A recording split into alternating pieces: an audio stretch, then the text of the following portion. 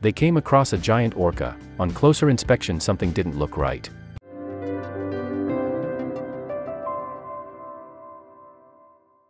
Talking to animals is a bit difficult, and we're excluding Coco from the equation, as he's the gorilla who knows to use and understand sign language. We're talking about whales and the way they communicate with us.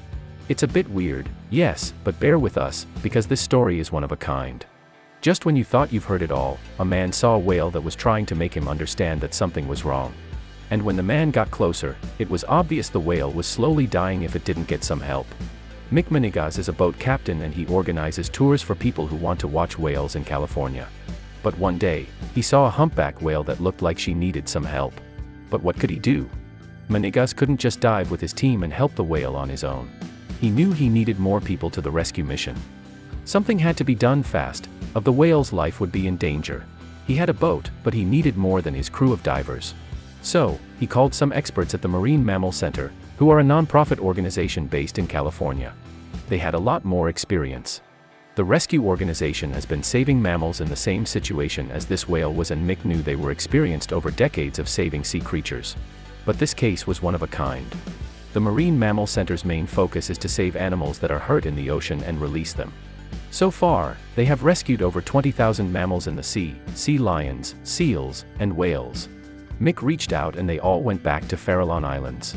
Wondering if they were too late to the rescue, a few crabbers told Mick the injured whale's last location. So they went to the place and hoped the whale was still alive. Then, they reached her. She was 50 feet long. The troubled whale was still alive, but something was not right. She had an awkward swimming pattern. She kept remaining at the surface of the water when normally, a whale comes to the surface to take a breath and then it dives back. What was wrong with the poor whale? The lead diver, James Mosquito, knew something was wrong. He and his team dived and immediately saw what was wrong. The whale was caught in a very strong rope, called blue steel. She was trapped. Crabbers used the rope to attach their traps to buoys, but the rope should have been at the bottom of the ocean. The whale had no chance of surviving if the rope wouldn't have been removed. But it was easier said than done. You won't believe what they did next. There were almost 250 feet long ropes around the whale and she couldn't move freely. And then, when the whale came up to take a peek above the water, she looked at the divers as if she was begging to be helped, said James. James said that, the whale came up on a breath, came up, put its eye above the surface, looked at me, I could tell it was looking at me, and just stayed there. She was silently waiting to be rescued. And when they got closer, the whale was in terrible pain, as the ropes tore into its body, tearing bits of blubber, and as she struggled to get free, she was making it worse. The divers didn't have much time to help her, so they dived under the whale. It was shocking. Diving under the whale, James couldn't believe what he saw. Not only the whale was all tangled in rope, but there were lines all around her, going through her mouth and twisting around its tail. James lost hope. I was the first diver in the water, and my heart sank when I saw all the lines wrapped around it, said James. He also said that in those moments, he didn't think we were going to be able to save it. But they had to try. It was even worse. The whale constantly came up to get air and remained to the surface, because deep underneath her body, there was a 3,000 pound anchor that kept pulling her down.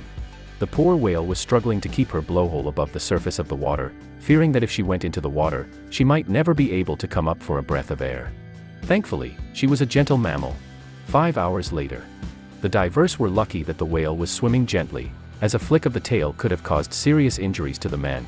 But even with the danger lurking, the men couldn't back down. They had to save the whale. It took the team 5 long hours to set the whale free.